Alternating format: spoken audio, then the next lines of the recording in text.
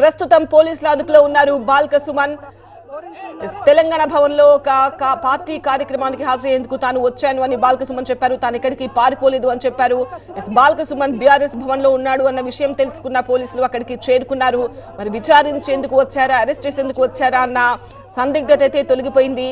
బాల్క సుమన్ ను పోలీసులు అదుపులోకి తీసుకుని నాంపల్లి పోలీస్ స్టేషన్ కు తరలించే అవకాశం కనిపిస్తోంది. ప్రస్తుతం అయితే బీఆర్ఎస్ భవన్ నుంచి బాల్క సుమన్ ను తీసుకెళ్లిన వాహనం అయితే అక్కడి నుంచి మూవ్ అయిపోయింది. నాంపల్లి పిఎస్కే బాల్క సుమన్ ను తీసుకెళ్లబోతున్నారు. బాల్క సుమన్ తో పాటు అతని లాయర్ లక్ష్మణ్ కూడా బాల్క సుమన్ తో పాటే వెళ్లారు. తెలంగాణ భవన్ దగ్గర ఉద్రిక్త పరిస్థితి మనం చూస్తున్నాము. పెద్ద ఎత్తున బీఆర్ఎస్ కార్యకర్తలు చేరుకున్నారు. పోలీసుల వాహనాన్ని ముందుకు కదలకుండా వాళ్ళంతా చుట్టుముట్టిన దృశ్యాలు చూడొచ్చు. పోలీసులు బలవంతంగా వాళ్ళందరినీ పక్కకు తప్పించి పోలీసు వాహనాన్ని ముందుకి మూవ్ చేసి అక్కడి నుంచి బాల్క సుమన్ ను తీసుకువెళ్లారు. ప్రస్తుతం పోలీసులు అదుపులో ఉన్నారు బాల్క సుమన్. ఆయనతో పాటు అతని లాయర్ లక్ష్మణ్ కూడా ఉన్నారు. బీఆర్ఎస్ భవన్ దగ్గరికి బీఆర్ఎస్ నేతలు శ్రవణ్, ఇతర బీఆర్ఎస్ నేతలు, కార్యకర్తలు పెద్ద ఎత్తున చేరుకున్నారు. తనపై కావాలని అక్రమ కేసులు పెట్టారు అని చెప్తున్నారు బాల్క సుమన్. బాల్క సుమన్ తరపు లాయర్ కూడా అదే అంటున్నారు. సంబంధం లేని సెక్షన్లు నమోదు చేసి తనకు జైలు శిక్ష స్ట్రాంగ్ గా పడేలాగా సెక్షన్స్ పెట్టారు.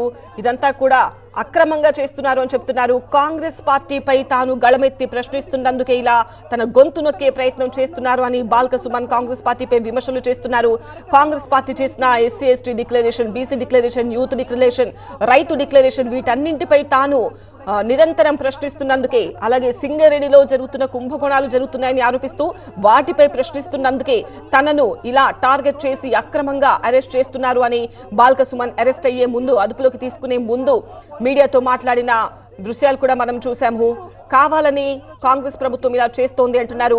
ఉద్యమ సమయంలో 2009 నుంచి 2014 మధ్య 226 కేసులు తనపై నమోదయ్యాయి. తనకేమీ పోలీస్ కేసులు, జైలు జీవితం కొత్త కాదు. బట్ ఆ 226 నెంబర్ని ఇప్పటి కాంగ్రెస్ ప్రభుత్వం బ్రేక్ చేయాలని చూస్తోందని బాల్క సుమన్ చెప్తున్నారు. అప్పట్లో కాంగ్రెస్ ప్రభుత్వం తనపై 226 కేసులు పెట్టింది. మళ్ళీ ఇప్పుడు కాంగ్రెస్ ప్రభుత్వం తనను టార్గెట్ చేసి ఆ నెంబర్ను బ్రేక్ చేయాలని చూస్తోంది అంటున్నారు. ఇది వరకు తాను జైలు జీవితంలో ఉన్నప్పుడు, మొన్న వెళ్ళినప్పుడు కూడా తనపై కక్ష సాధింపు చర్యలకు దిగారు. తనకు గొంతు నొప్పి వచ్చినా, థ్రోట్ ఇన్ఫెక్షన్ వచ్చినా కూడా టాబ్లెట్స్ ఇవ్వలేదు.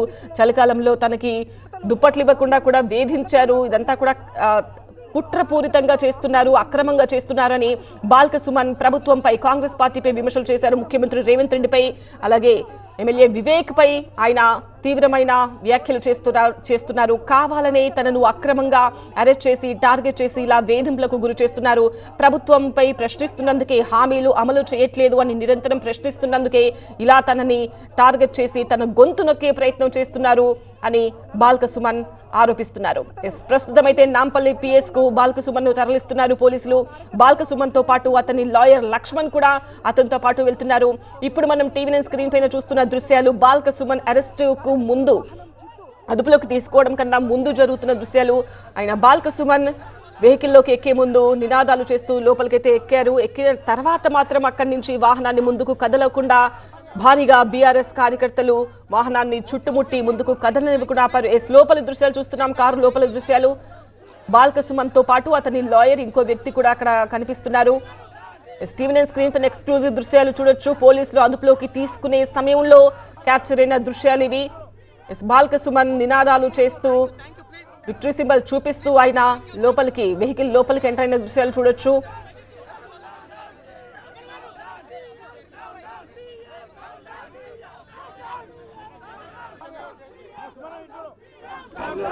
Okay, move. Thank you, please, thank you.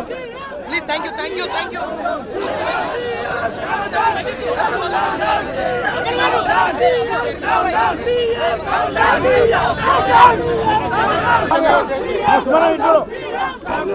Okay, move. Thank you, please, thank you.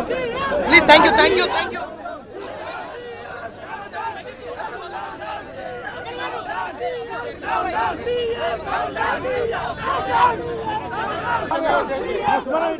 Breaking news చూస్తున్నాము. నాంపల్లి పిఎస్ కు బాల్క సుమన్ ను తరలిస్తున్నారు. ప్రభుత్వాన్ని ప్రశ్నిస్తుంటే జైలుకు పంపుతున్నారు అని ఆరోపిస్తున్నారు బాల్క సుమన్.